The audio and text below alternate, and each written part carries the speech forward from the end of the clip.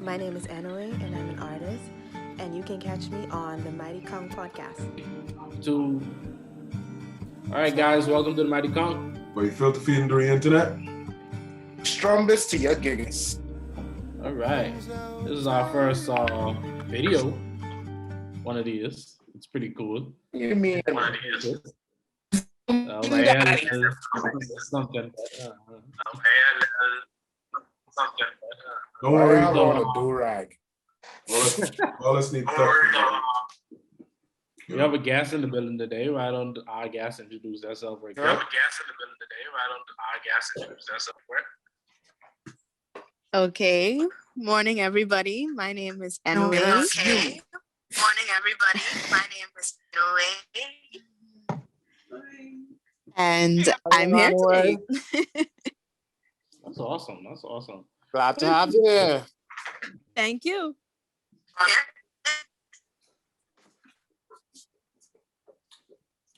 All right, anyway, so tell us a little bit about yourself. I don't know what's happening. Okay. You ready with my name? I am an artist, a Bahamian visual artist. Okay. I'm also an avid reader, video game player, a lot of things. All right. And most importantly, I would say I'm a creative. So yeah. All right. And I also moonlight as an art teacher. Ooh, art teacher. That's beautiful. Damn. How has COVID affected all this for you? In terms of my creative practice, as of I would say summer, not so much. But in terms of my job, it has been difficult. And now we're planning to actually go back to quote unquote normal school. So it's like you have to make like some adjustments per se. So that's like the next challenge per se. What adjustments you all gotta make? Well, like in the classroom, everybody has to have on a mask. That's number one. You can't have, in the public school system, class sizes used to be between, if you were a general subject, between 30 to 40. Now you can't have more than 20, and they don't even want you to have 20. So you got to figure out logistics. You got to figure out how you're going to split them up to have lunch, because, kids want to congregate, but they can't congregate. So it's almost like a new normal.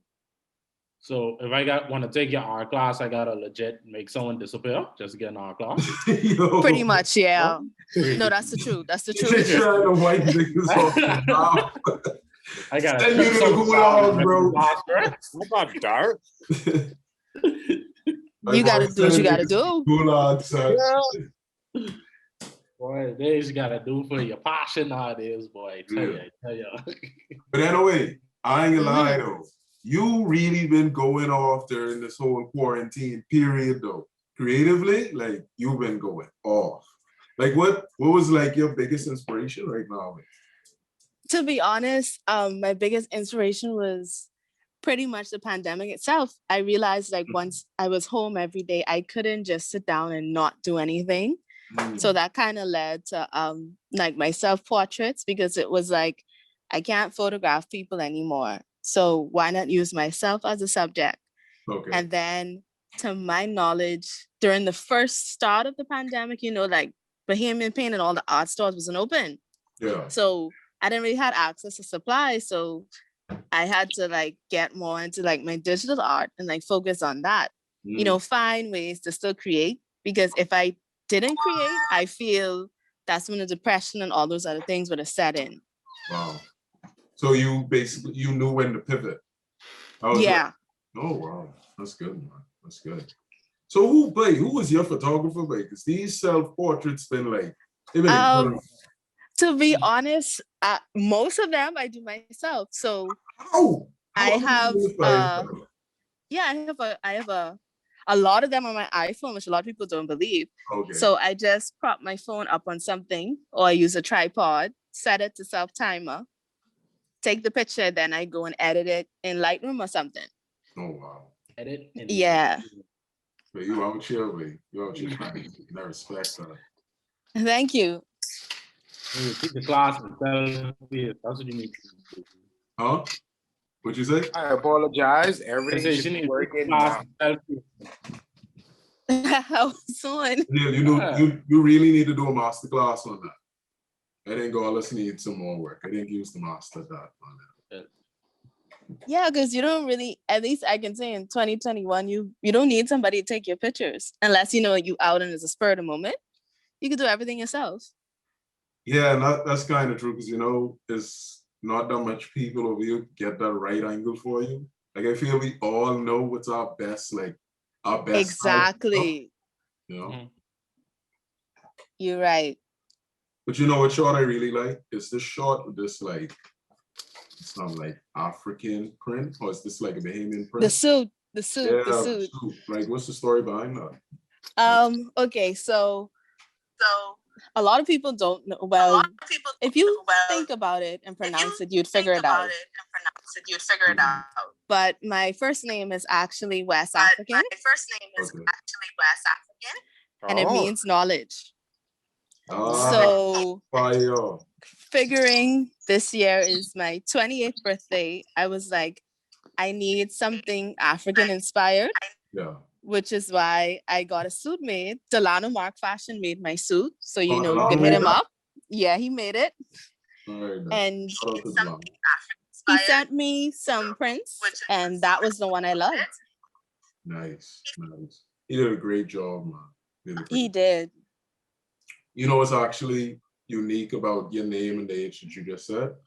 Like your name means knowledge. I'm about to get like dead philosophical here for a moment. I listen in. I'm intrigued. So Go off. you heard of the Wu-Tang Clan, right? Yeah. They follow the 5% Nation and the Supreme Mathematics. So in the Supreme Mathematics, you would add numbers up and you get to a certain number. So Mhm. the age that you turned was 28. 2 plus 8 is 10. 1 means knowledge, 0 means cipher. So you're actually in your knowledge cipher as of 20. Oh, wow. Okay. I like that. Yeah, man. So I Google that.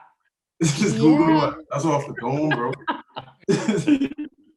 He made me want to go research because I know my life path number deals with knowledge and all of that. But there's something new. Hey, that's crazy. Everyone know the life path number? Mom trying to make you into a hotel. As a part-time You see hotel. what I said? I'm trying to Part-time convert hotel. you into a hotel. So yeah, man. So it was I'm like, trying to convert you. so before photography, Uh-huh. before like the whole visual art stuff, before video, Mhm. like you was just a little girl running around. What was your like first creative love? Like what was that? My first creative love had to be My coloring. first creative love. Hello?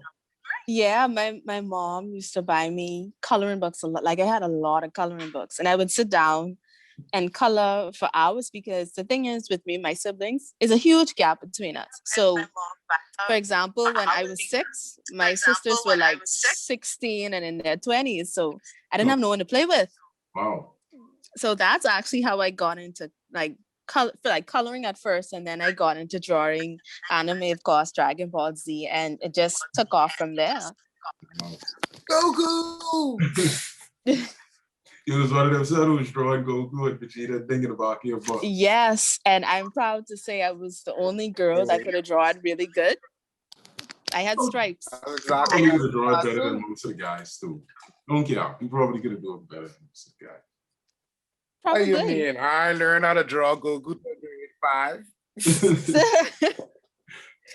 We used to print the pictures. Y'all never used to print the pictures Print the of the website? I grew up on a Right. family island anyway. What are you Oh, I was drawn from memory. I was pretty bad off. I can't remember Goku specifically, but I was bad off. What you were saying, Eric? yeah. I used to take the live paper, print out the picture, take the live paper, drop the Use the live paper on trace. top of the picture, hold it up to the sun. The trace. Hold it up to the sun. Yo, Oh And my then trace goodness. it. Disgust. And then after I finished tracing for so long, after I finished tracing for so long, that's when I started drawing. nice. I mean, you gotta But start discuss somewhere. Bells 5. What do you want from me? I understand. I You understand. gotta start somewhere. Man. I understand. I understand. I like 5, bro. I got like a Man. box somewhere around here with. I didn't even have Hold on, access one to sec. tracing paper, bro. Where'd you get that? For the sheet, Bro, Kev. where'd you get that? Trace. I ain't say no tracing paper. I say line paper, bro. I say line paper. Check dog. Line paper, bro. Stop Line that. paper. Ah, Check dog. It was just a box full of line paper. fair. I guess you got a pass. If I could still find the bro, it'd be a grabber. Fair. I guess you got a pass. Okay, so Line paper, bro. as Why a you little like that? girl- Why you judging me? I'm not judging. I'm not judging. So as a little It's just different. You like it, I love it. I'm not judging. It's just different. You like it, I love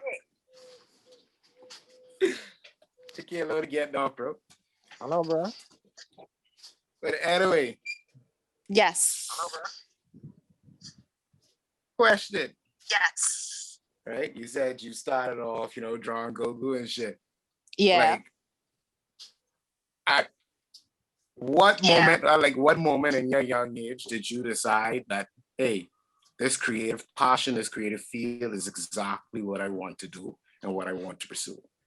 To be honest, at first, like once I realized I could draw and all of At that, first, I wanted to do graphic design. draw and all of that. I wanted to do graphic design. But like Right. Caribbean parents, it was like, what you do with that? You can make And no out of money. that, how did that transition like go for you? Caribbean parents, it was like, what you do with that? You can make no money. So Oh, yeah, I know anyway. You know when my I- own mind telling me, but I could an album. So yeah, when I went to high school, I took the So when I sciences went because we used to have 3 electives: high school, I took So I the took- sciences because we used to I have took 3 electives. chemistry, physics, and So art. I took chemistry, physics, and art. And then Okay. my senior year, it was so funny. This And then, this lady from SCAD my came. I senior can't year, remember her name. It was so funny. This lady from SCAD came. And she saw my work. And when she saw my work, she was like, you submit a portfolio. But when remember her name. I told my Was it the parents, white it lady? was like, She saw my work. she was white. It was I like think all of them was white. she was white. And I told my parents, and it was like, I remember. you could apply, but we can't really pay for you. So that kind of like discouraged me. So fast forward into COB, I already did 2 years as a biochemistry major. And I entered this art competition. I think it was the National Art Festival, their open category. And I won. And when I won that category, I was like, maybe the arts is really for me. So I made the switch. I didn't tell my parents at first. I never told my parents until after a couple months. And then they were like, you're an adult now, and if this is what you want to do, we support it. I wish my parents were the same. I wish they did the same. Cause I got crazy. My dad gave me crazy eyes. He was like, "What you can do? Paint boats by the harbor? That's what you plan on doing?" I was like, "Wow." But they don't I- understand they no, make money. but- That's what Sean Todd used to do. Yeah, I noticed that's the attitude with a Yeah. lot of Bahamian parents and things like that, bro. That's Caribbean parents in general. Because when Yeah, I met Caribbean. other people who did art, like whether it's from Jamaica, Trinidad, like all of their parents have like the same mindset. What you could do with that? It's I can be unfortunate. rich. I think it's like Black Caribbean parents. I can be honest with you. I think so too. And then maybe like some Asians. Why do you say that? Why do I say that? Yeah. The reason why I said that is I feel like a lot of like immigrants, well, I want to say immigrants, because basically we are, but like a lot of like generational immigrants, they have to like go through a lot of hardships, and they know it's like really hard for them to come up without having certain things and like without being educated a certain way. So like they all expect us to go down like certain paths that are like guaranteed to make sure that we have a path, I guess. Secured income. Hmm. To like, Because bouncing off Yeah. of Aaron, I think it's that that's a what lot of them had to struggle in a sense, and they never want us to experience that. Even if we choose it, they're like, no, we want you to have all the resources, all the money that you need to live comfortably. Okay. Okay. And I guess because they never saw nobody like make quote unquote a lot of money doing art. Mind you, you have people like Antonius Roberts and the OGs who could make a killing from art. They were actually full-time artists, but there was a time, especially if your parents, like my parents who like kind of over 60, is like, that wasn't something that was happening. Yeah. Okay. Wow. So, I mean, I hear what y'all saying, but y'all don't think that's more of a byproduct of conservatism in a sense? I think that's true. That's it too. Okay. Like conservative values, even religion to an extent. Okay. Yeah. In my head, it's like, I think more. that's a really big factor. Pardon? It's what I'm gonna read with you. I'm gonna be real with you. I feel like a lot of what's holding it still in place is fail. You see what I'm saying? Yeah. A lot of what like keeps this structure still in place is just fail. Like nobody wants to be like the unknown is scary. Nobody wants to be in a position where they don't know what's gonna happen next. You're right. Okay. All right. So it's more so your parents wanted you to take more conservative risks when it came to your financial future. Yeah. Okay. Yeah. It's pretty understandable. But I guess the rebel in most of us is like, nah, we ain't doing that. No, I Police couldn't. officer, I need, you don't need something so secure that it like stifles your creativity. That's And your happiness. okay. If I continued down that path, I don't think I would be my highest self, my happiest self. All right. I'd have the money, yeah, I'd have the money, but I probably There's wouldn't be no happy. point. Like, I feel like the best way to explain it is like, dog, you don't want to be a bird in a cage. You see what I'm saying? Mm-hmm. You don't want to be a bird in a cage. You don't want to build a cage that keeps you in. You see what I said? Okay. Like, as a bird, you want to be able to fly free and do as you want. See what you want to see. Okay. Very true. I listen. You know what I'm saying? And like doing that is just like great there, but is that really a life? I ain't gonna lie, like I hearing y'all about the conservative, that's like kind of just conservative Caribbean parents kind of thing like that. And like it's more of a they want to just know you have something financially secure. But then I know there's a lot of white conservative parents that kind of like tell their kids they could do anything they want, kind of thing like that. And they literally, and you see that like, kind of thing like that. Unless like, and what I wanted to mention too, it's also, you should consider maybe financial economic background in some cases as well. Because like, you just said something very important right there. Your socioeconomic background, because I don't know a lot of white people, but the ones that I have met, a good number of them come from, I want to say, well-off families where if somebody wanted to take a creative path, their parents could afford it or they support that, because at the end of the day, if something happens, there's something to fall back on per se. If you kind of look at, if you just look at the businesses in the Bahamas per se, the top ones, in a sense, are owned by the white families. We all know who they are. And a lot of their children don't necessarily go into the business. Like they actually allow them to do what they want to do. Wow. In a sense, which is kind of crazy. So I'm wondering if it's because of our socioeconomic background that a lot of Black or people of color in general in the Caribbean say you have to go be the doctor, engineer, and lawyer to get out of this per se.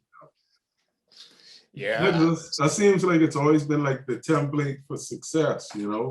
Yeah. Like going to high school, you'd always say like, you could be a doctor, a lawyer, or An engineer, an accountant. An accountant.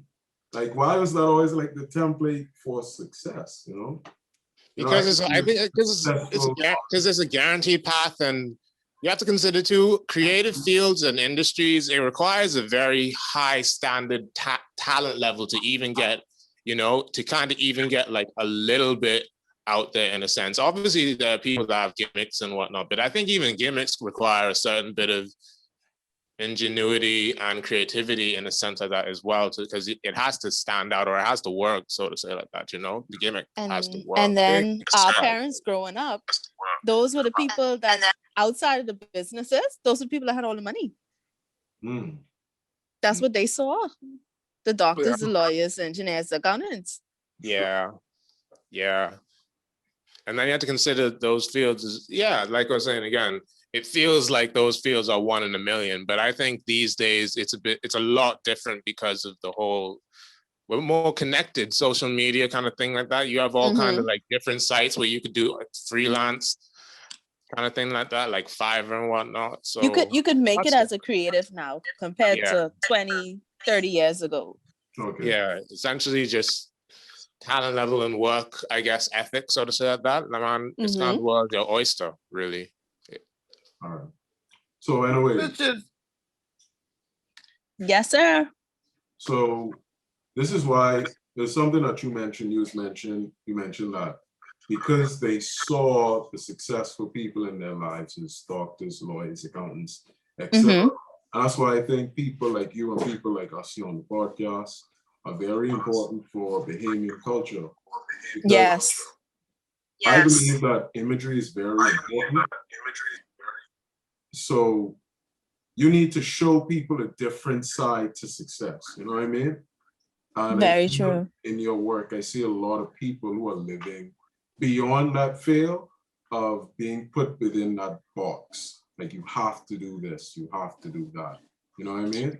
You're right. And like, as an artist, you know, like you said, it's about showing people the success and showing the people like not just your evolution, but that the mindset can evolve. Because recently I was in Travel and Leisure magazine that Jody and Melissa did, and they featured me, Navarro, June, and John Cox. Okay. And you know, just something like that can help put the Bahamas on the map as just a creative hub, and see that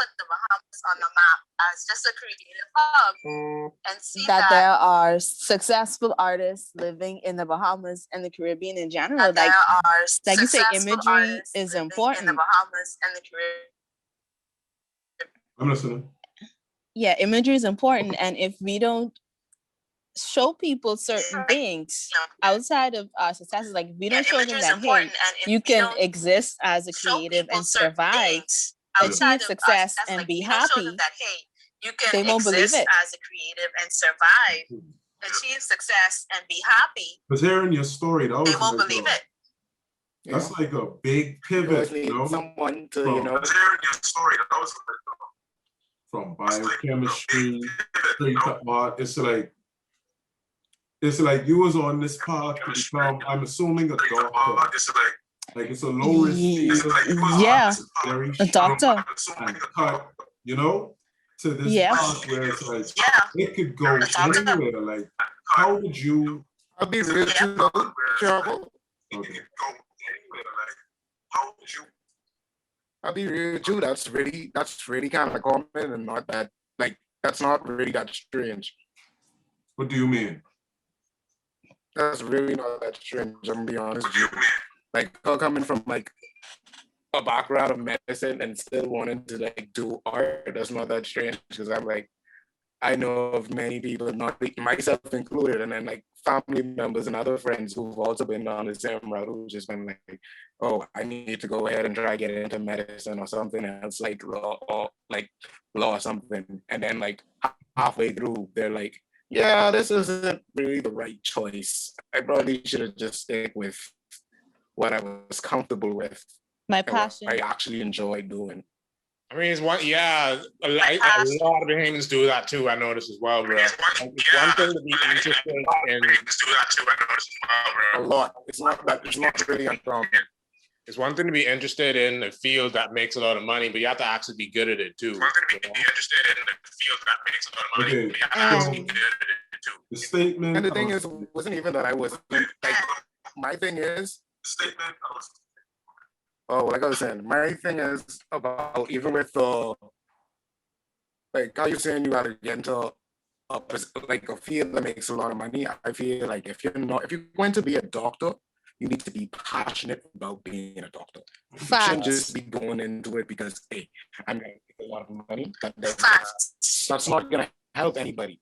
You see what I'm saying? That's not really. I mean, to be anybody. honest, my friends What you that need to be doing is going in there because passionate. I mean, to be honest, my friends that did medicine and like now, because you know it takes 10 years, right? 8 to 10 years. So now they're like general practitioners. Yeah. 10 years. Which is like general protection. general practitioners, Yeah, what is like the general entry. practitioner. which is like And I mean, they make more than me, What is but the it ain't that entry? much more. Yeah, So- and you need another 5 years. You gotta specialize to make that Exactly, quote unquote 'cause you money need 5 our more years to parents saw. You gotta specialize Thing. to make that quote unquote money our parents saw. Yep. Thing. You gotta specialize. And then the thing is, my thing is, why I decided to like turn away from that in the case, because I'm like, dog, I'm not that passionate about it. And I'm gonna be honest with you. If you're not that passionate about it, you shouldn't be doing it because as a doctor, you've given up your right as to be a normal human being. You see what I'm saying? And you have At people's any point lives. in time, if the hospital needs you, you have to go to the hospital. You have to You be ain't on really call. your own person no more. So it's just like when they need you, You have to be gotta on go. call.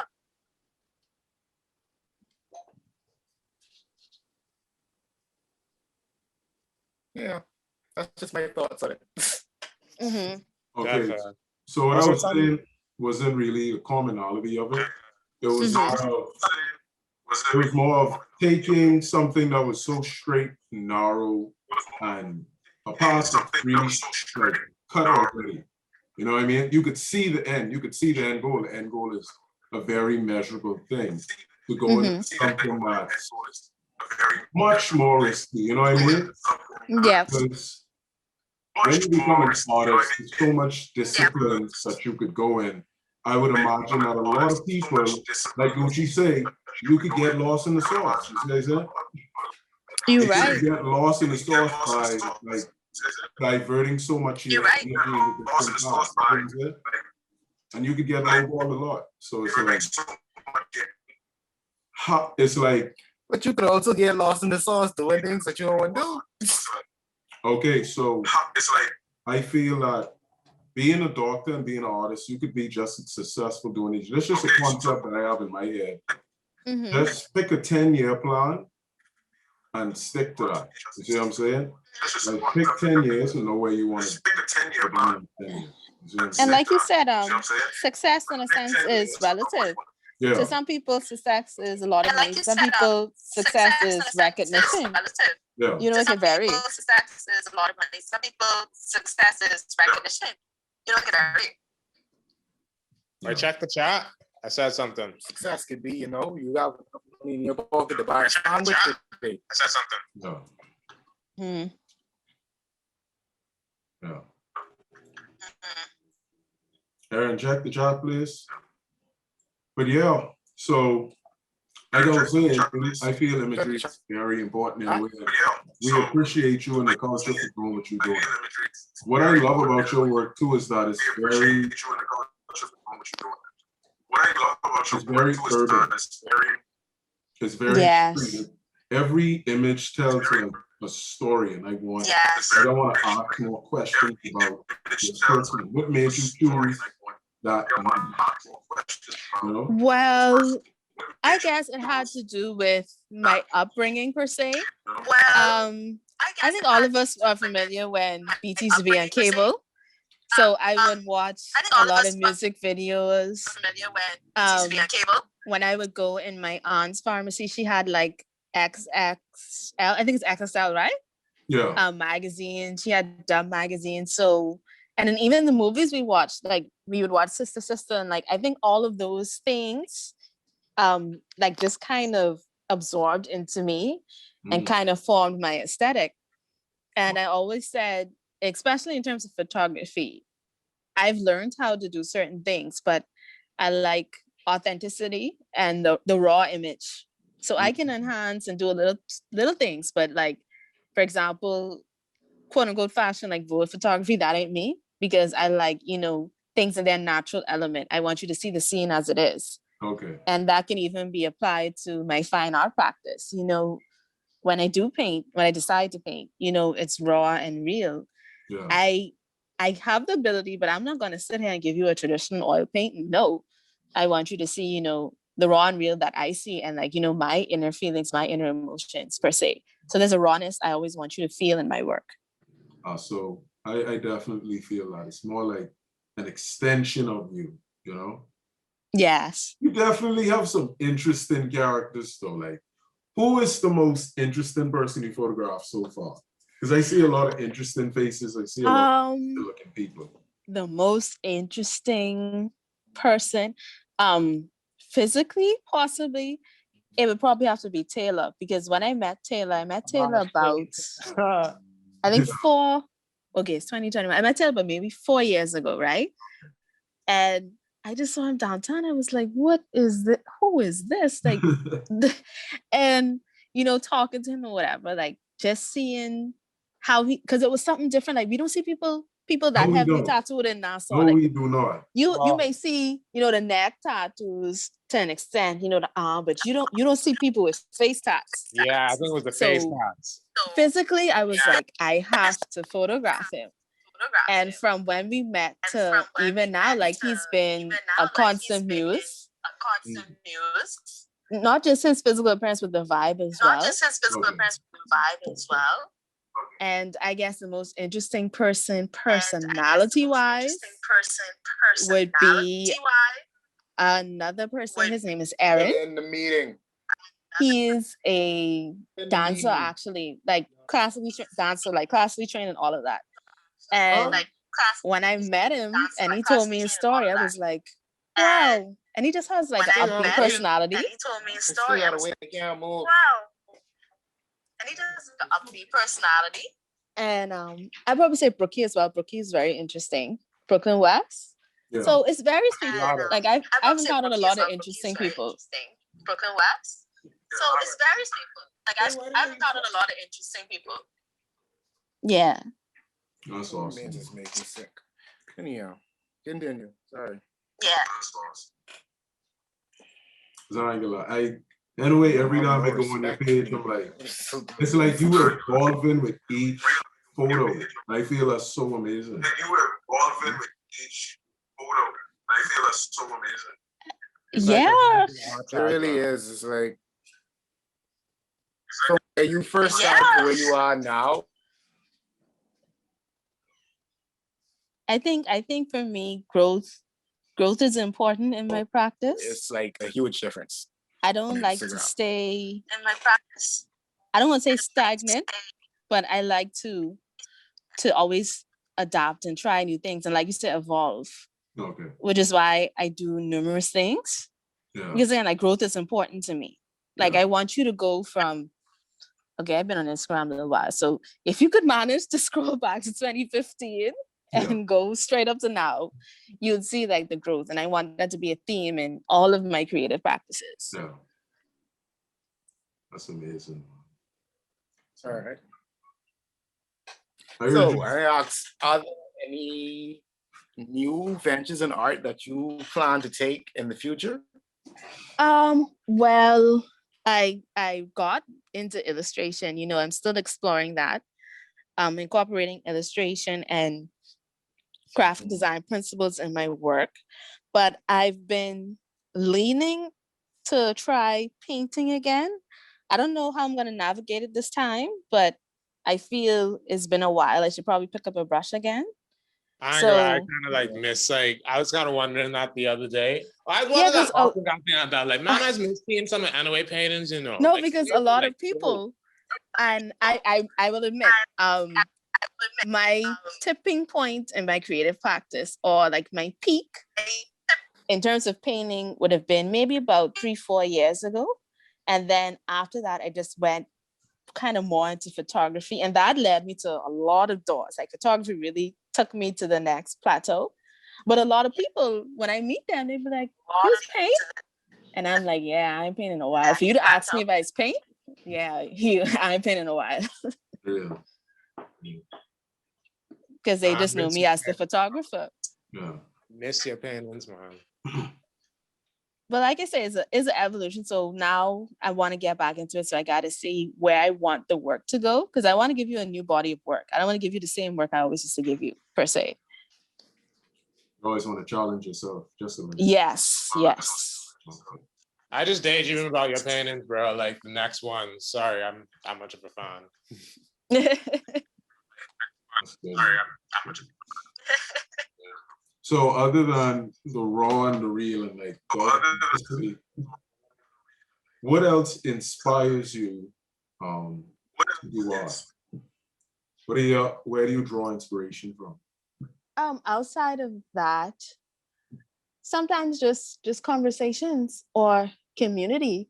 I don't do it as much as I used to, but I was one of those people who I used to walk around various places and just seeing things. I'm very influenced by, I want to say, the human dynamic. People influence my work.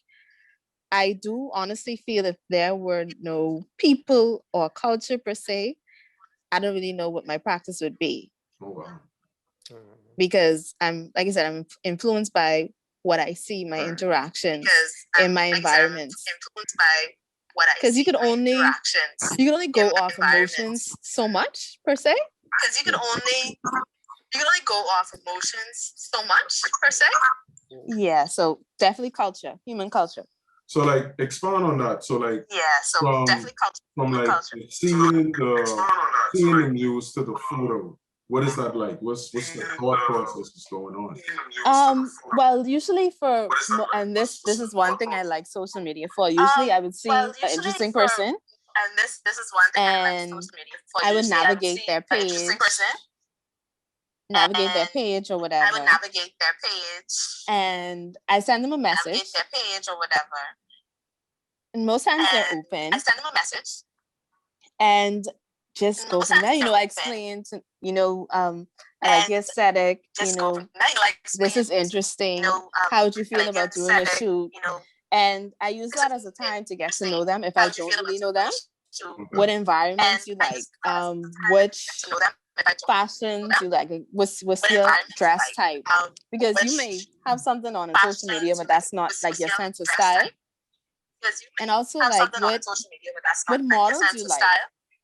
So once I gain those bits and pieces from them, I can actually set up a shoot in terms of where they're comfortable and I can work. And also like so it's almost like a interview per se. I see that y'all keep sending me this in the chat. I'm not doing it. Okay.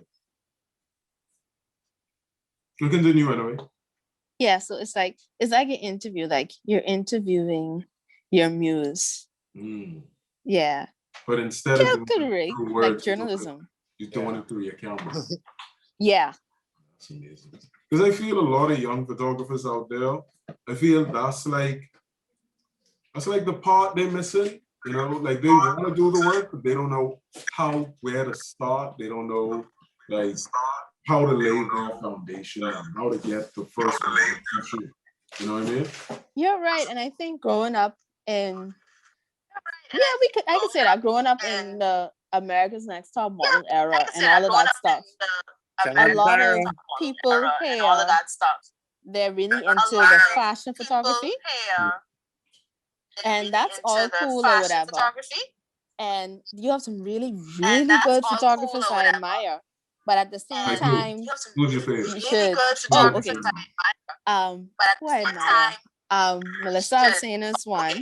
Oh yeah, she's amazing. I admire. Sean Hannah, Melissa Alcina's Another girl. Blair Meadows, Sean Hannah. is a collective. Blair 6-7 Meadows. Media. Is It- it 6-7 Media? Yeah. It's a collective. That's the name, or like 6, 7. No. 6-7 Media, but it's two of It's a them. collective. Okay. Reagan and Megan. 7 Media. Okay.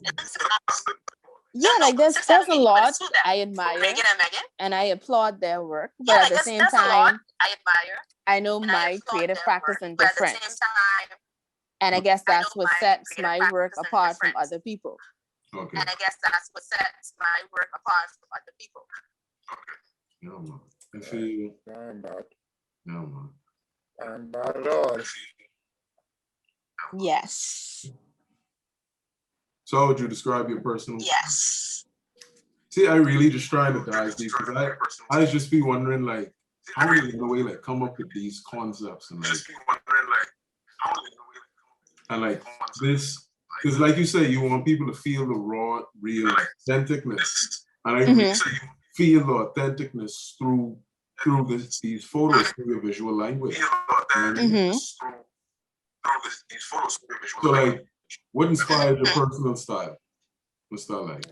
My first, like me, my attire, how I dress. Yeah, like what inspired you to get fly? You be fly, anyway. You be fly, dog.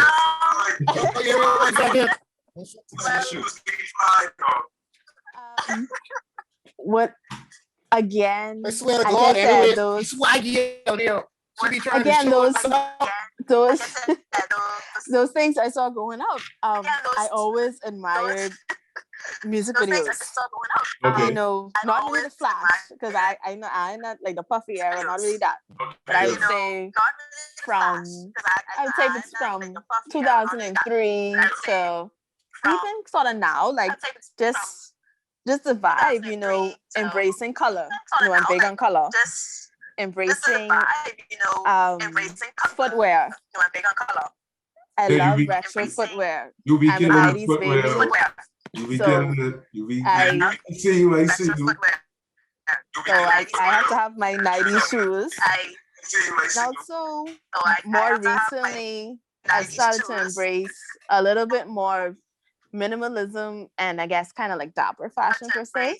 Yeah. Because not all the times you can be bright and swaggy. You know, sometimes you can tone it down and look very clean. Yeah. And so I guess all of those things influence my style. Just being confident in what I have on. Okay. Yeah, and like I said, adapting not really to the times because I was after to what I've seen in terms of fashion, you know, runway or whatever. But at the same time, I retain my own personal style. Yeah. And it's about keeping those things to have your own sense of fashion. Because otherwise, you'd fall into fast fashion. Because whenever a new trend come out, you have to hop on it. Like you don't have a sense of style per se. Yeah. You gotta stick with something. Yeah. So you have more like that Eastern approach to fashion. Kale would probably be able to elaborate on this more. He grew up over there, but apparently what I've noticed is that the Eastern approach to fashion is that the trend cycle is much slower, so styles live longer. Fact. And like in the West, it seems like a lot of fashion trends are influenced by the who's in now, like who's Celebrity. Yeah. Celebrity. A celebrity trend life cycle. Yeah. You know what I'm saying? Athletes. And I know, Like I agree. An Eastern approach, I feel, is somewhat the wisest mentality to have because, I mean, let's be honest, unless you have a huge closet, every season you really interchanging your styles. No. that's real, right? That's expensive as shit too. Bang.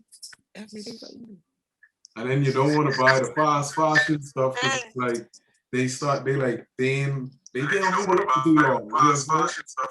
Yeah, and then even fashion with is even with so now hard. that you mentioned fast fashion, I learned recently a lot of people don't take care of their fast fashion pieces per se, because I have some vintage pieces. I have pieces I've had Y'all give me for like 2 seconds. 8-9 years, Okay. but I also have quote unquote shirts that would be considered fast fashion. Okay. And man, like I take care of these shirts. I hand wash them. I dry them on the line. I take care of my clothes. If you take care of your fast fashion, if you take care of your fast fashion clothes, they would last long. Ever. Yes. Like I own like maybe one pair of Levi's, and I think my 2 other jeans are from Calvin Klein. Like all my other jeans and pants is fast fashion, and I've had them for years. Yes. Levi's is forever though. But the Levi's. Levi's might last are like really old, but the other ones. But you get dead before you mess up some Levi's, bro. Yeah, because him and what's the other brand? They were the first, eh? Levi's, and I forget the next one. Yeah, I think Levi's was one of the first. It was pulling horses and carriages and thing with Levi's jeans, bro. Yeah, workwear. And that's actually like a fashion per se now, workwear, techies and all of that. Yeah. Kind of stemming off the vintage vibes. You think you're gonna dive into workwear soon? Sound like you about to. Other than my jeans and my jeans jackets, not really, because again, you have to find what suits your body type. So I may look tall on social media, but I'm 5'2". So in a sense, the angles. Yeah, the angles. It's about the angles. But in a sense with that, I know my body type. So I can do, loose fitting clothes. I have like some corduroys or whatever that are loose fitting, my jeans to an extent. But the best silhouettes for my body type in terms of pants are like more fitting. Not really skinny all the time. Like skinny, I do love skinnies, but skinny and slim fit, because that suits my body type best. If I really jump off this oversized trend, I'm gonna look like a big bag because I'm short, my body type. You think we going back to Soldier Boy days? Now I know we going that far back, but I definitely feel we getting more like even like silhouettes, like I said, getting more looser. And I feel it's gonna be both. So you're still gonna have people with their slim fit or whatever, but at the same time, it won't be as taboo to wear, your looser fitting clothes. Because my suit is actually like loose fitting. It's not really skinny or slim fit or whatever. Yeah. So it's about knowing your body type. That's the most important thing, because not everybody can pull off the trends. That's true. So Gail, you have any input on that? Because I know you have a nice style too, and you also have a brand. So He does. I don't want. I'd be lazy a lot though. Like through the regular days, I'd be dressed like I just going to the gas station, bro. Like I ain't gonna lie. But, and it suits him. Say it suits me. No, like I'd be really like, man, Kale, you could have. But I'd be comfortable in this stuff. Like I'd be dressing for comfort these days mainly. But so I could like really admire like people that really be putting the effort every single day, kind of thing like that. Mind you, if I probably like got out this house more, it'd probably be like a bit like that, maybe, hopefully, cross my fingers. But I don't know. I've had a dedication to not wearing jeans for a good bit. Fuck jeans. But I'm on the fuck jeans movement. I understand. I mean, your brand, Dufflux, is dedicated to comfort. Because I own streetwear piece, and it's like that pants is one of my favorite pants here. No, that's one of my favorite shorts, bro. I had 2 pants as well. They were really comfortable. And I like athleisure as well, dressing comfy. Like I said, you gotta mix it up. But the funny thing with Kale is Kale has the quote unquote YSL body type. Where you're tall and you're skinny. So all of those things he can pull off. Oh, fair. I mean, we're trying to develop to where like I incorporate everyone, man. Like soon. So we're like bit and pieces kind of thing like that, bits and pieces. Aaron, you okay? Oh Lord. Aaron, hopefully you saw our messages. Welcome back. Yes. So yeah, Aaron, we was just talking about style, man. I Mhm. was talking about like, I wonder if you can hear me. I think you can. The headphones are on. But don't mind Trevor. No, Trevor have a nice sense of fashion. He just ain't talking about it. Who, me? No way. Yes, you and Aaron.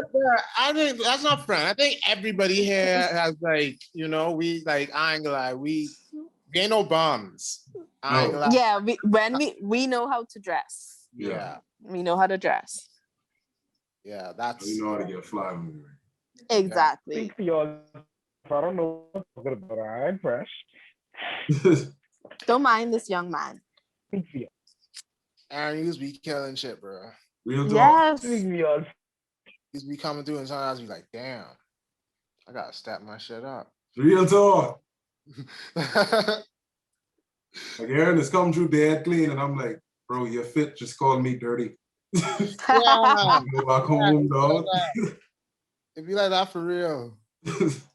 Like, damn, I feel like a bum, bro. I need to go back inside. Like, dog, it's just like, I don't feel comfortable being out shit. I want to go home. I've noticed one thing, like once your hair is good, you can pull off anything. Real. Whether it's a fade, whether you have locks, like whatever your hairstyle is, once it looks good on you, you could have on a brown paper bag and it works. Like Thank legit. God, thank God Oh. for these locks. You'd never Once you know. get a shape up, that's it. Yeah, you can put off anything. Real. You'd never know. That's all. Once every man get a shape up, he's automatically 6'4" with a 6-pack. Because people look at your head, which is your hair, and your face, and your shoes. Once your hair and your shoes, they in line, you can put off anything. Let me write that down. You say that again. Because no one ever told you that's what women look at that first. They look at Mhm. your face and your hair, so they look at the Yeah. top, and then they look Yeah. at your shoes. All right. Ah, So you telling me if my shoes dirty and I ain't got no shape up, don't approach women? Now some That's so what it you sounds can like. approach some. Now it depends on the type of woman you're looking for. Mm. That's a different Oh. story. yeah, that's different. Yeah, but That's a different story. That's another podcast. Fellas, do not step out your house without a shape up and clean shoes. I was going to the Like, bar with women my speak to sister, you. so I have to step out the house for that. Speaking of which, but anyway, Not even clean shoes, like just if you have on slippers, lotion your feet, man. Please, fellas, lotion your feet. All right. Please. no, bro, you know niggas just keep throwing No, out because if y'all see a girl, outside. it's a double standard. 'Cause if y'all see a girl out, if she have bad feet, y'all face screw right up. Because first thing you can say, yes. she can't lotion her foot. Why your toes ain't done? Come on. So at least Very lotion your feet. You're right. Don't worry, we can do Cocoa Butter sponsor one of these days, and we can do some giveaways to all the young men who listen to the Mighty Cup. Need to get that cocoa butter sponsor, bro. Cocoa Butter Yes. only. I want all the variation of their flavors, dog. They have flavors. Or like, bro, trust, let's have like, if it's not like different smelling stuff, Well, you it'll know be what? like different effects. Like, there's have like, Oh. yeah, bro, there's I have say like, baby. fresh, like the refreshing, then there's have the like aloe vera, like, like different like variations like that. Man, I see them in those. If you talk about the same coke, but I ain't gonna lie, I don't know if I want to look up up some my of that, bro. but Put me on one of these days, kid. Put me on. really, okay, I gotta plug in my thing anyway. So hopefully trying to when be I go smooth my this room, I summer, can bro. see it, but I'll show you what I mean. Like, Okay. now, oh, shit, I see it. Like the one I have now is Heels Softens. That's the one I have. They have other ones that say like refreshing and stuff like that, and like one that'll specifically have aloe vera in it and things like that. Like those type of like things. Yeah, man. You ain't sponsored by them though, so. Yeah, no. Yeah, we got can that out. Move it. We got that outside. Blurred, eh? When they give us a sponsor, that's when we show it. Ah, boy. It's the only show a brand that pay me. Right? But yeah, man. Yeezys or Jordans in a way. Like you had to pick. You had to pick. This Yeezys or brand Jordans? you can wear for the rest of your life. Jordans. Yeezys or Jordans. Seriously? I told you I'm a 90s baby. Like I love Jordan, specifically Jordan 1s. Right. That's the most I have in my collection, Jordan 1s. Oh shit.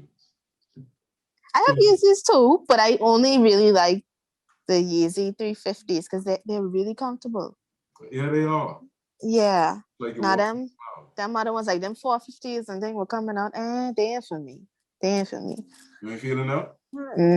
I mean, if I get a pair, that would be like a one outfit kind of thing. But to like wear them on constant rotation, like how you could have like the 350 V2s or like the Jordans, no. Okay. Because he's getting more, and I appreciate that. I love Kanye for that. He's getting more adventurous with his footwear, like the silhouettes. But yeah, some of them ain't for me. I see that though. I see that. What's your favorite Jordan right now? Right now that I own, I'd probably say in terms of Jordan 1s, my Spider-Mans. Oh shoot. From the movie. Yeah, I do. Oh, I have those. check you out. And I think I like them so much because they remind me of the Chicago ones. Yeah. But I ain't about to pay no Chicago one price. So No. I was like, they close enough. But I mean, you got Shy though. If you're ever looking for some shoes, you can always hit up Shy. That's my plug. That's your plug right there? Yeah, so Shy's a good much of my shoes I got from him. And then another plus is, having a small foot size, when I go to like Sports Center or whatever, and they have the latest shoes, it's cheaper because my foot's small. So I can shop in the boys section. So much. I envy them so much. Oh my I God. can shop in the little boys section. You out here getting the best deals on the GS sizes, Yeah. special colorways. So Wow. while your shoes is 200, I only pay like 150. Yeah. Wow. Yeah. Wow. And then on top of that, for me, I'm a 9.5. That's like average foot size. That's So a lot of stuff is be gone. Yeah. I have no idea. I would rather have really small feet or really big feet.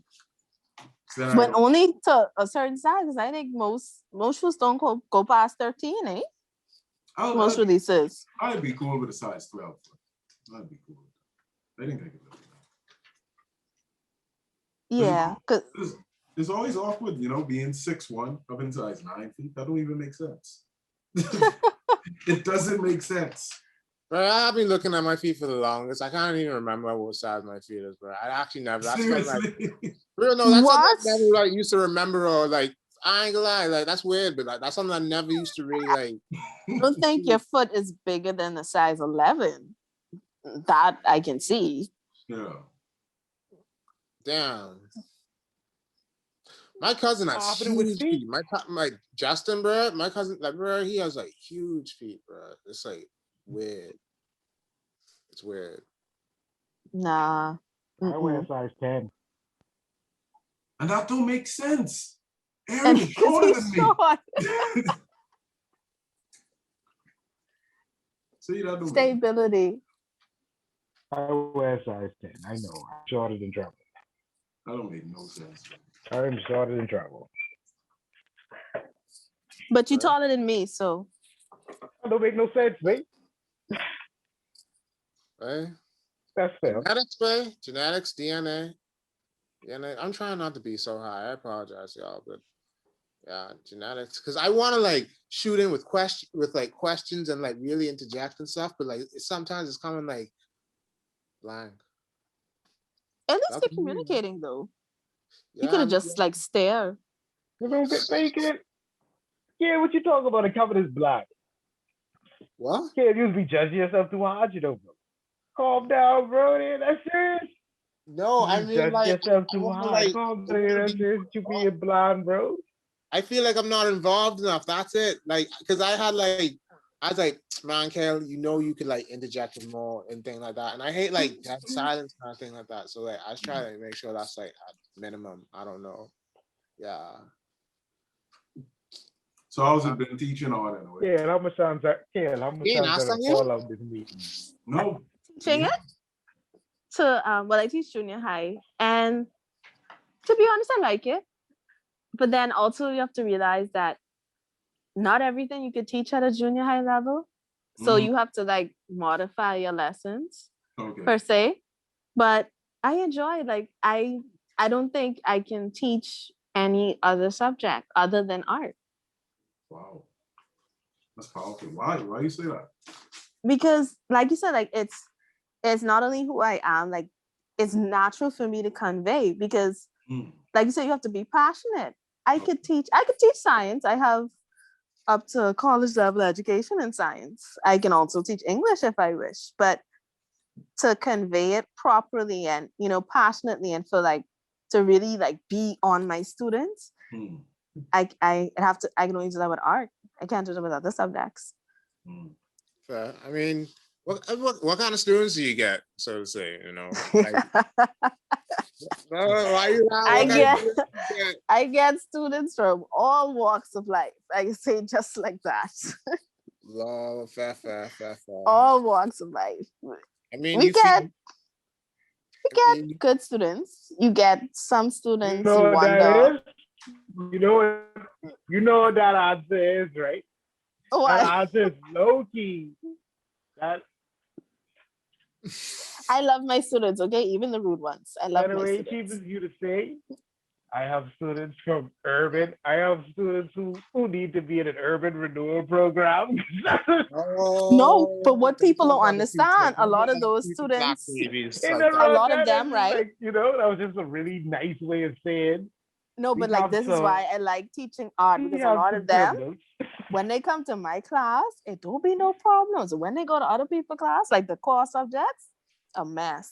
I mean, because art generally is like, that always was that subject where, like, you know, I guess because you're expressing your creativity and stuff like that, it's more, you know, relaxed. Yeah. It's something it's a bit more relaxed. Yeah. Yeah.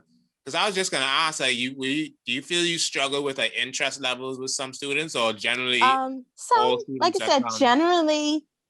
Now, I will be honest. In terms of talent, you know, there are some kids that are more talented than others. But generally, when they come to my class, they do my work. Now, the degree of, I guess, excellence they do the work varies, but I don't really have a problem with getting them to actually do the work. The biggest problem sometimes would kind of be, you know, I guess, motivating them to go beyond a certain point, because some children are really just lazy. Like, they have the potential, but they don't want to tap into it. Yeah. And sometimes you can't force them to. But, and then I do have some where, you know, they would opt out or whatever. And sometimes you have to get strict. But like I said, like generally as an art teacher, I don't encounter as much challenges as other subjects. And I'm grateful for that. All right, that's good. I bet you had some horror stories from other subjects, eh? Yeah, no, because I had a particular student, my first year as a teacher, my first week actually, she tried to test me or whatever. I dealt with that, and we were the best of friends. Now, this same student in art, always, mind you, she used to like go to the bathroom and disappear, but she used to do her work. So, she's one of them. Yeah, so she used to do her work, whatever. We generally was okay after that. After I dealt with her, she was okay in grade 8 and 9. Her last semester, grade 9, she was in an incident with another teacher, and I just noticed she was missing. So, you know, I asked the students what happened. You know, they didn't really want to say. Come to find out, she did something and was sent to, you know, TOPS, which is almost like it's like a school for when they call it TOPS and Shaw for when like the girls or the boys out of hand, and as it's like one step above the Willie Mae Pratt Center and, you know, those type places. Yeah. So I find out she went to TOPS, And when she came back to say to PJC, I was like, what happened? I was like, you used to behave in my class. She was like, Yeah, it's I just almost get tired of the teacher. I was like, well, industrial. yeah. So like It's you have yeah. somewhere in your class, angels in other people's class. So you feel us more like the subject, the student, or the teacher? I honestly feel it depends on the situation, but a lot of times, a lot of students do have personal issues. They, like I say, they come from various Everybody. backgrounds. Sometimes it could be the subject, because I mean, to be honest, if I was in, for example, if I was in math from grade 7 to 9, and I always struggled, I may one day I might just drop out, because no matter what, I'm not getting the subject. Just, why you want me no A? What is A? And then in some cases, It's busting a heart in some stuff. cases, it could be not the teacher in terms of instruction per se, but it could be the way you handle that student, because some students you can handle in certain ways. For example, some students you can talk really nice to, and they understand, if they misbehave, you talk to them really nice, and that's them. And then some students, you can't have to talk rough to, but you gotta gauge your student. Anyway, I can be honest with you. Anyway, Can't hear you.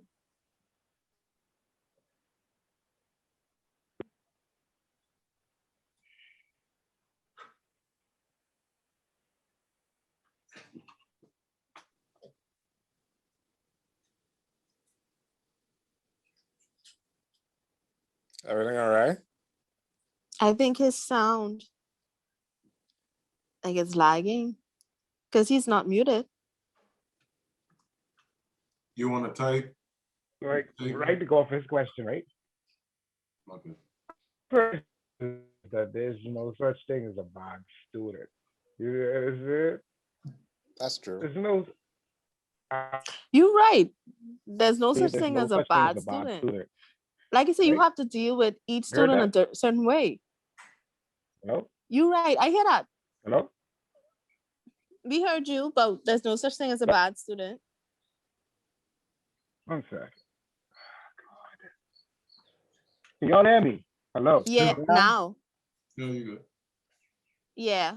Hello? I hear you. What the fuck, bro?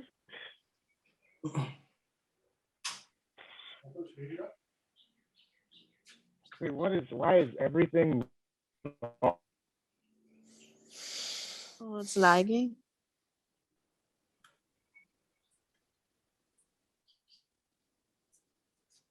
Yeah, shit. I just catching that. He's not. Bro, he was staying. It looked like he was staying still for like a real long time, and now Travis muted for some reason. That's his internet.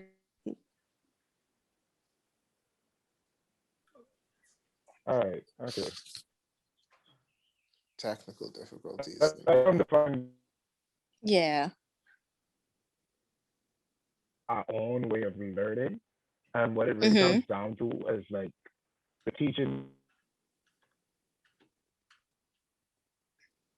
I heard relearning and comes down to teaching. I'm still lagging. Yeah.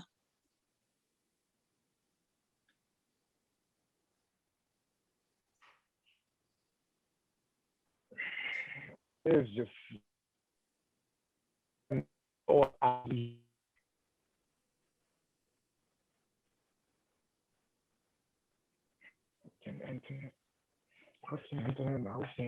internet. See, it sounds like I could hear you kind of thing like that, but then it's like it'll like switch up. Give me one more second. Let me try to sort it out. Okay. You hear me now? Yeah. Okay, I can hear you. I have 2 Wi-Fis in my house and none of them working. Kid Bahamas, no BTC. They might have to come check your wiring. I'm sorry. Unlucky. You know, it'd be funny if you call the two of them and they show up at the same time. What they could do?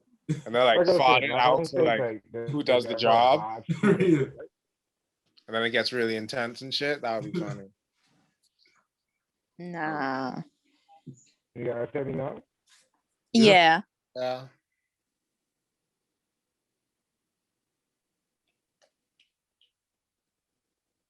All right, off my topic. I mean, off what I was saying earlier about there not being any bad students. What I wanted to ask you anyway. Mm-hmm. You find Okay. Do I find?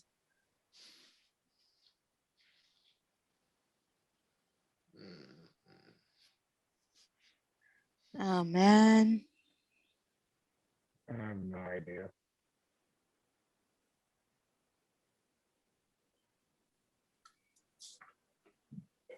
But like I was saying, so I'm gonna go ask.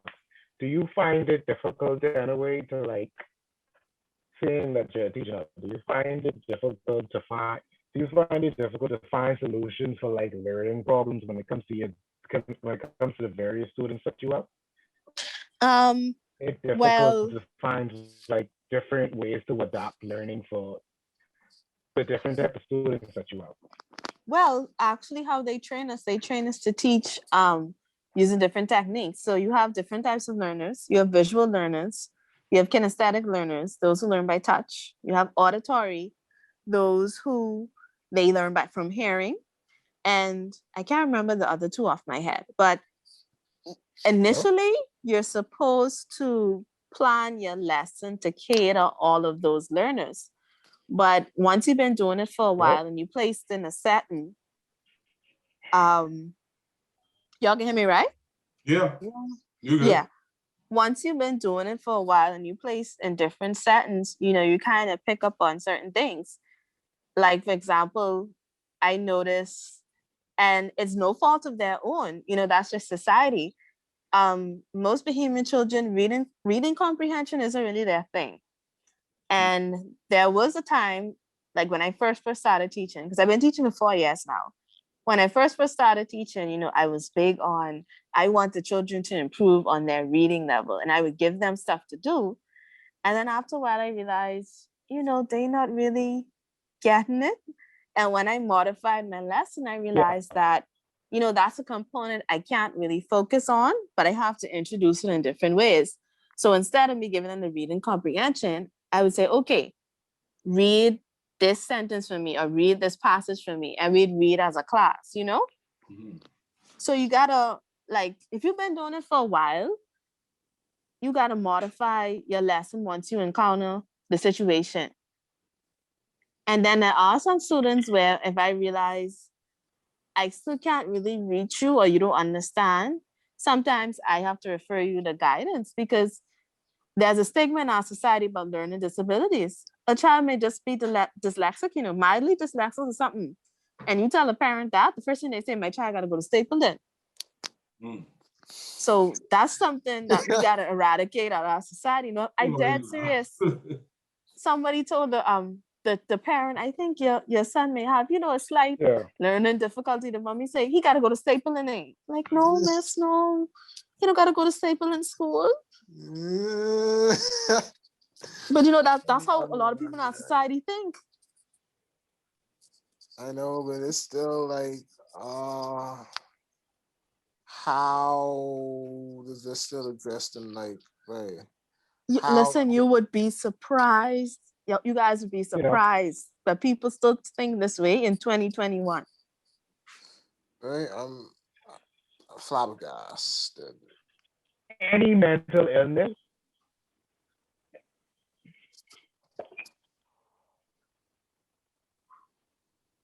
Yes, that's exactly what they think. That's exactly what they think. If there's any, I can be honest with you anyway. If there's any like if there's any like mental disadvantage, if there's any mental disadvantage, it's just like they think it's it's like almost the end of the world when it isn't. Like it's I'm not the not. end of the world. I am not. I ain't gonna lie to you. I believe Bahamians ignorant as all too fuck. Agree with you. Yeah. We I think ignorant when it it comes to a lot of things. We don't know and I how to think that's flick it and because go to the like we don't talk about these how to things. deal with the how do I put this? We don't know how to deal with. We don't know how to jump into something and be sensitive. We all just like really freaking abrasive. We really abrasive people. That's our society too, because that's So to it's be like honest, that's how we grow up. it's never just like a mild case. It's always Like y'all yeah. never y'all ever It's always like the worst possible scenario in their head. yeah, like y'all ever observe Bahamian children interacting with each other? They talk to each other bad. Yeah. That's just the culture. Character as an carving. as an adult, Character into them little as an children. adult, you just be like, no, you can't tell the boy that. But to them, man, carry your big head, your ugly And self, blah blah blah blah. it is that we don't Little talk ugly boy. about these things. But I'm gonna be honest with you anyway. Also, I feel the reason why we don't talk about these things is because a lot of us, a lot of us don't know how to talk about these things. You know what I'm saying? It's really uncomfortable to talk about. That's true. That's true as well. And it might also get uncomfortable too, because it's a sensitive topic because most of the parents of these kids have mental disabilities as well. Yep. That they never got help for. And it's hard to confront. It'll really get sensitive. Mm-hmm. Like it'll be a sensitive topic because it's like you would tell me that, okay, my son has ADHD and this is why he's probably failing school. Character comedy, Pardon? Mm-hmm. So this is why he's losing focus in school. And then they would probably tell you, well, you probably need to get your son checked for that. And then they'd go on with the spiel over me and all my family, we okay. But when you look deeper, they're usually not okay. And that gets very sensitive. Now you have to confront their own mental disabilities and their own weaknesses and downfalls. They do. While still having to improve with their child as well. You know what I mean? You just said it. You just said it. And nobody want to confront that. Yep. It's hard. Very true. So I was on pause thinking, I have a cousin who's I guess, who's has a learning disability kind of thing like that, so to say it. Mm-hmm. So I can understand like being sensitive about that kind of thing and like whatnot, but I guess I don't know. I just know like I've had like, well, not me personally, but I know of like certain ignorant moments. Not everybody's strong enough to do that though. That's true as well. You know what I'm saying? Because hard night here, but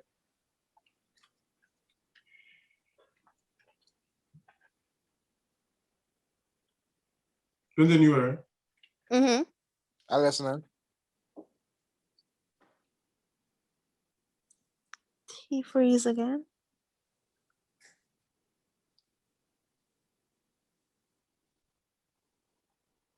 I just can't hear him. Yeah, and he's not muted.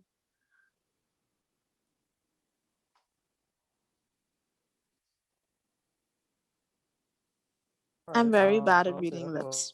We need the sign language lady from ZNS. From ZNS. We got about 15 minutes. We just like wrap up and like, talk about what. Wrap it up then. Yeah. We were saying you need to put we need to put the sign language lady in your screen. Mm-hmm. Y'all can hear me now? Yes. Yeah. Yeah. Hey, this is making me upset. All right. Yeah. You say, yeah, we need to wrap this up. There's about 15 minutes left, so let's wrap it up. Sorry about, all the technical difficulties. I'm going to have to figure a way to make this work properly. Let's get bombers out here knowledge, but whatever. But anyway, Yes, sir. before we go, Next time, I'm gonna I've have always had a problem pronouncing your Instagram name unless it has like 2 minutes. I don't know if it's Ink the Art or Inked Heart. Which one For is some it? reason, everybody says inked heart, but I'm like, it's ink the art.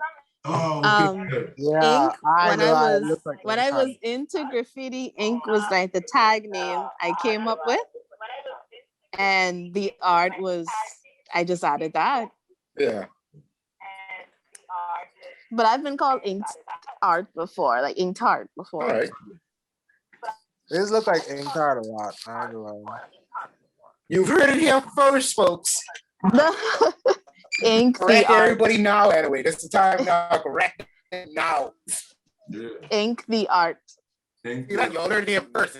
It's ink the art, not ink the heart. you. Yeah, there's not even the H in that. Where do people put in that H? I'm people, right? But like, I don't even know. I don't even know. Is maybe you that just like the Mandela effect? Doesn't it have an H? Yeah. I'm sure. It's literally INKTHEART. But people Wait, like they pronounce inked because of the T and then they say heart. Yeah, because that's what I was saying. I was like, I just thought about double something entendre. just now, right?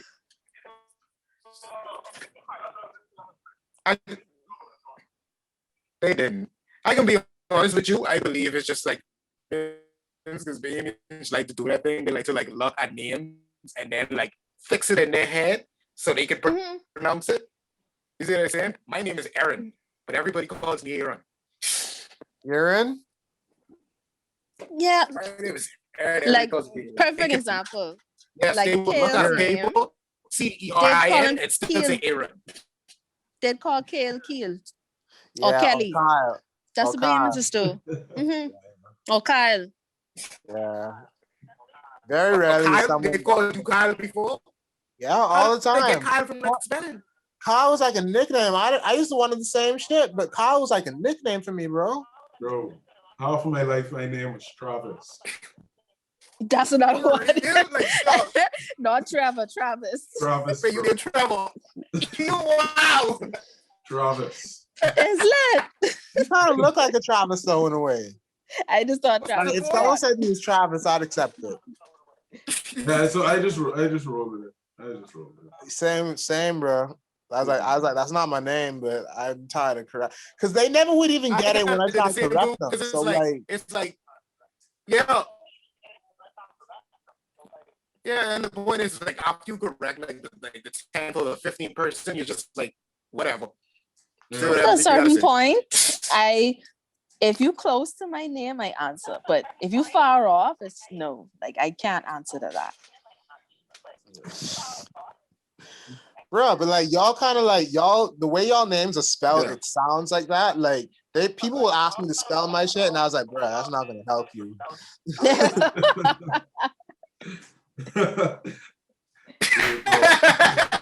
For real. Real talk. Because most people they would spell Kayle, Kayle, right?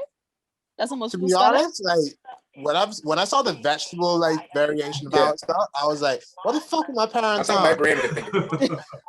Girl. Like, why do they just do that? They want it to be fancy, You want to okay? be different.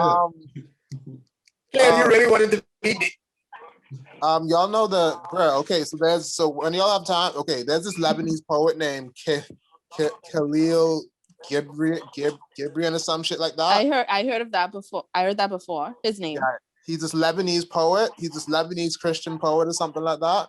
My dad was really into him, and that's where my name came from, apparently. Oh. No idea how the spelling came, but that's where the name came from. It's That's so, cool though. But all. do you really feel so? That's dope. Do you That's really really feel dope. so? Now that we have a backstory, I think that is cool. My nigga.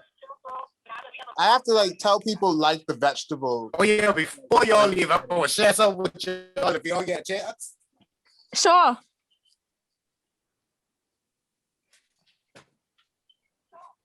When y'all get a chance, go look this book up online. It's fine. Feeding. Right here, it's called Feeding the Ghosts by Fred the Idler. Yeah. It's about this ships, about this like this voyage of these white people who took these slaves to like settle them in the New World, but they're going through this. They're going through this storm, and they end up realizing that they have to. They realize that they have to get rid of the sick people, or else the rest. They have to get rid of the sick people on the boat, or else they're going to affect everybody else. Wow. And then it would be a wasted trip. So they started slaves off the boat. And it starts, getting all ghostly and scary and what's not. Oh, okay. But it's a pretty good book. I'm like halfway through it.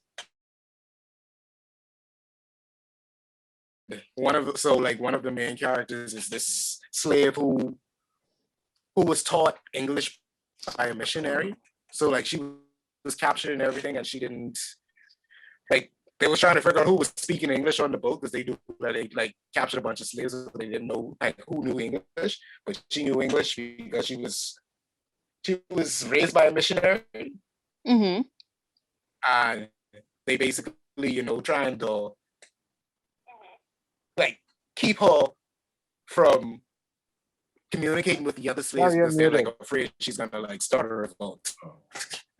That sounds like a movie I watched before. It sounded like a movie I watched before. I think it was a really good 4-part movie. If y'all get a chance, I'll read it. I can't remember the name. Yeah. Right. So this has been a great episode. Yes. Thank you for being here, anyway. Really, really, really appreciate you. You're welcome, and I'll be happy to come back. Trust me, we'll be back. Really appreciate you. We will have you back. Better All right. audio. Yeah, we can have you back. We can have you back definitely. With better Right, audio. but anyway, one more thing I would like from you, if you could do for us, when you have a chance, please. Right, if you could like use your phone, take like a small selfie video, with a little introduction, saying who you are, Mm-hmm. and then you could just be like, you could catch me on this week's episode of the Mighty Con. That'd be amazing if you could do that for me. What you could do is type that to me, and I'll record it edit it and, like put it in the morning. This video actually. Type that to me. Send me that on WhatsApp. All right, no problem. Okay. All right. Okay. This has been another episode of the Mighty God. Hey. All right, we appreciate you. All right, bye guys. And then where the people can find you? If you type in NOW, where can the people find you? my Facebook will pop out. Just type in the same name y'all see here. Type that and you find me. And my IG handle is INKTHEART.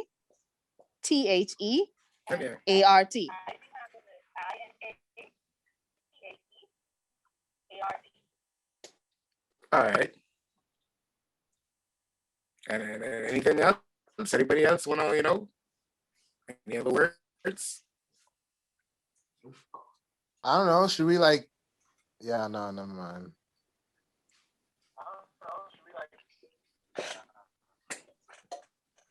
Anyhow, okay, yes, this has been the Mighty Conk. All right, guys. Bye. Bye, anyway. So Bye. Bye. See you later. We appreciate you. Thank you. All right. So how do I? Because do I just press stop recording and it automatically saves or what? Yeah.